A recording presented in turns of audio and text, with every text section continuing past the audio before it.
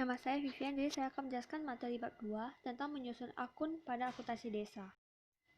Nah, jadi akun ini dia merupakan daftar tempat mencatat perubahan aset, liabilitas, ekuitas, pendapatan, dan beban dari transaksi keuangan.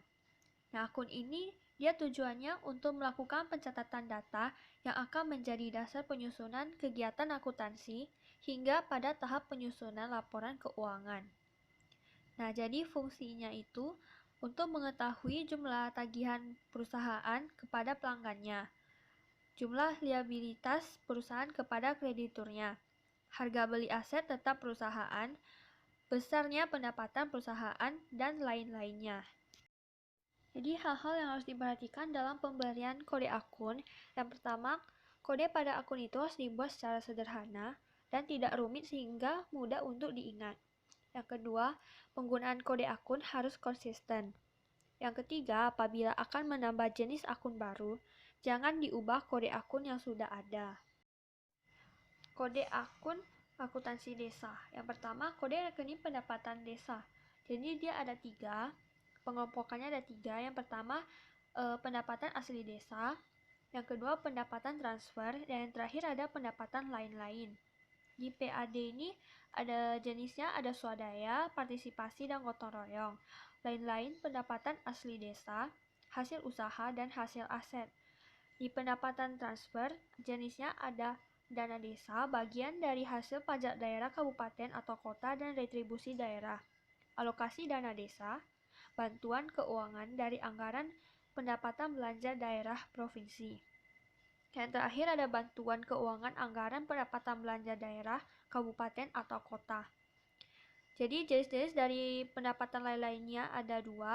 Jadi yang pertama hibah dan sumbangan dari pihak ketiga yang tidak mengikat. Yang kedua ada lain-lain pendapatan desa yang sah. Yang kedua ini ada kode rekening akun belanja. Jadi belanja desa ini semua bentuk pengeluaran yang berasal dari rekening desa dan menjadi kewajiban desa dalam 1 tahun anggaran yang tidak akan diperoleh pembayarannya kembali oleh desa serta digunakan dalam rangka untuk kegiatan pendanaan penyelenggaraan kewenangan desa. Nah, jadi ada 3 jenis belanja. Yang pertama belanja pegawai, yang kedua belanja barang dan jasa, yang ketiga belanja modal. Yang ketiga ada kode rekening akun pembiayaan. Pembiayaan desa ini bentuk pembiayaan yang meliputi semua bentuk penerimaan yang perlu dibayar kembali dan atau pengeluaran yang akan diterima kembali, baik pada tahun anggaran pada saat itu dan tahun anggaran berikutnya. Nah, jadi pengelompokan pengeluaran pembiayaan ini ada 2. Yang pertama pembentukan dana cadangan, dan yang kedua penyertaan modal. Membuat daftar akun pada akuntansi desa atau penatausahaan. Ada 9. Yang pertama, persiapan penatausahaan. Jadi ada 2. Yang pertama, sistem requirement penatausahaan. Jadi ini persyaratan yang harus dipenuhi oleh sistem aplikasi agar proses penatausahaan keuangan desa dapat berjalan sesuai dengan yang diharapkan. Nah, yang di kedua, otomasi nomor dokumen. Nah, jadi ini untuk mempermudah operator dalam mengerjakan penomoran dokumen. Dalam aplikasi ini disediakan fitur penomoran otomatis. Yang kedua ada penatausahaan penerimaan. Nah, jadi dia dikelompokkan dalam 2 kategori, penerimaan yang diterima secara tunai dan penerimaan desa yang diterima melalui bank. Nah, jadi dia ada 3. Yang pertama penerimaan tunai, yang kedua penyetoran, yang ketiga penerimaan bank. Yang ketiga ada penatausahaan pengeluaran yang digunakan untuk menatausahakan pengeluaran belanja di desa. Nah, jadi dia ada 3. Yang pertama SPP Panjar, yang kedua SPP definitif, yang ketiga SPP pembiayaan. SPP Panjar ini dia uang yang diberikan kepada pelaksana kegiatan anggaran dalam rangka pelaksanaan kegiatan. SPP definitif yang digunakan untuk meminta pembayaran atas pelaksanaan kegiatan atau pengadaan barang dan jasa yang sudah diterima. Nah, yang terakhir ada SPP pembiayaan. Ya, SPP pembiayaan ini dia lakukan pengajuan pencairan untuk pengeluaran pembiayaan, seperti penyertaan modal pada BUM desa. Yang keempat ada pencairan SPP. Nah, jadi langkahnya untuk melakukan pencairan SPP, masuk ke menu data entry, penatausahaan, dan yang terakhir pencairan SPP. Nah, jadi yang kelima ada SPJ kegiatan. Nah, SPJ kegiatan ini dia ada dua jenis SPP untuk belanja. Yang pertama SPP definitif dan yang kedua SPP panjar. Nah, jadi langkah-langkahnya data entry, masuk ke penatausahaan, yang terakhir SPJ panjar kegiatan. Di dalam SPJ kegiatan ini ada 4. Yang pertama laporan panjar, yang kedua surat pengesahan panjar kegiatan, yang ketiga penyataan tanggung jawab belanja, dan yang terakhir ada sisa panjar. Nah, laporan panjar ini dia aplikasi menyediakan laporan kendali uang panjar yang telah diberikan. Ya, surat pengesahan panjar kegiatan ini dia sebagai bukti pertanggungjawaban atas SPP panjar yang sudah dilakukan. Jadi aplikasi memberikan format surat pengesahan panjar kegiatan.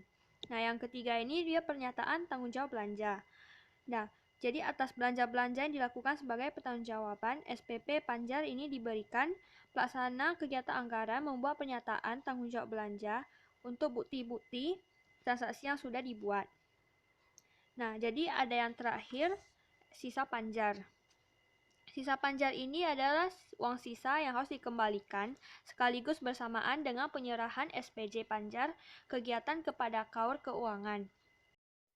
Yang keenam, pengembalian belanja.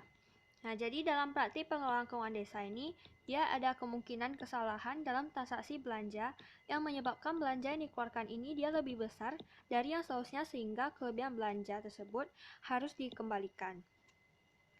Yang ketujuh, ada penyetoran pajak. Penyetoran pajak ini dia untuk melakukan penyetoran yang sudah dipungut melalui bukti kwitansi pembayaran.